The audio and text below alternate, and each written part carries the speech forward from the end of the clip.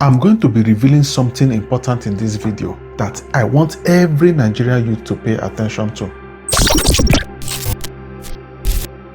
This Japa thing has many faces, and one has to be very, very careful and smart with the whole process. Let me start with a name. I'm not trying to shade or body shame anybody, but to expose what is going on in this our country, Nigeria. Hamzat Kazim Kolawole, 42 years old husband and father of 3, left Nigeria for what he believed was a security job in Russia. Within weeks, few weeks, he don't buy. Not in Lagos, not in Abuja, in Luhansk, in Russia. He was killed before he even had the chance to fully understand the battlefield he was sent to fight in. Another Nigerian, Mbah Udoka, deployed just few days after signing his contract. No proper military training, also died within weeks. There was this report by AP News and BBC Pidgin in February 2026 confirming their deaths, units and details. Also Ukraine Defense Ministry releasing documents and their photographs, and Nigeria government issuing a warning. Now let's look at what is going on. An investigation titled The Business of Despair, the Russian Army's recruiting of African fighters, documented over 1,400 African recruits from 36 countries between 2023 and 2025. At least 316 people have been confirmed dead. That is over 22% of those recruited. And perhaps those numbers were likely undercounted. Nigeria is on that list, alongside South Africa, Ghana, Kenya, Cameroon, Gambia. This is not just a rumor. This is documented by All Eyes on Wagner investigation, February 2026. And the pattern is consistent. So let me break it down clearly how this recruitment pipeline works, because this part is important. This process didn't start with go and fight or go and do this. It started with security job opportunity, high salary, education pathway, fast citizenship, 3 to 4 million naira monthly equivalent in Nigerian money, $200 sign-on bonus. That is what many were told or many were promised. Anyway, I will do another video on proper genuine immigration abroad. Please watch out for that video. Okay, what happened next? We hear say contracts were written in Russian language. There was no independent legal advice. They collected their passports, gave them minimal training.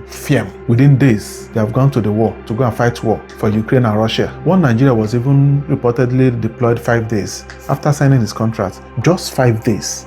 They don't go to the fight war we don't know anything about. Let's look at what were promised versus what happened. So they were promised security jobs, but they got military contracts. They were promised education, they got combat zone. They were promised high salary, they got unpaid wages. They were promised insurance, nothing was confirmed to them. They didn't get anything, no wages, no salary, no insurance, no education, no security jobs. Now, this is where it gets complicated. The Russian ambassador in Nigeria publicly stated that there is no government-supported program to recruit Nigerians. He suggested that if individuals are doing this, they are not state-connected. Okay, that's one position, but here is the documented reality according to the Daily Trust interview of February 2026. The deceased Nigerians were assigned to an official military regiment, 423rd Guards Motor Rifle Regiment and 4th Guards Miros Kaya Tank Division. You will see the proper pronunciation on the screen. Those signatures existed, contracts existed, deployment record existed. So the real question becomes, if there is no official recruitment channel, how are foreign nationals ending up in a former military divisions in Russia and Ukraine? That is not an accusation, I'm not accusing, but this is just a simple question begging for answers. How do they end up in a military units and regiments in Ukraine and Russia? Nigeria's foreign ministry issued a warning on February 14, 2026, that's correct. In that statement, officials expressed serious concern that Nigerians were misled into military service contracts after being promised civilian work. Arise TV also had that covered in one of their stories. The government says investigations are ongoing. Missions have been directed to strengthen consular support, but families are still asking, are bodies being repatriated at all? Are survivors being identified? Is there an active rescue coordination or mission for those that are left behind in Russia and in Ukraine? Other African countries have taken stronger public stances. Kenya condemning the recruiters, South Africa engaged diplomatically. Some governments are even working to return nationals who are already deployed. But where is Nigeria's own action? Just media talks as usual. No action. What we know is talk. Photo ops, photoshops, this and that. No action from Nigeria. South Africa, other places, they are already taking actions to repatriate their people, either dead or alive. I'm doing this video just to expose and reveal what is going on underground under G. Now, let's be honest. Why would a Nigerian even consider this kind of mission? Because opportunity is scarce in Nigeria, because youth unemployment is high, because migration or immigration dreams are wonderful, or because abroad still sound like salvation.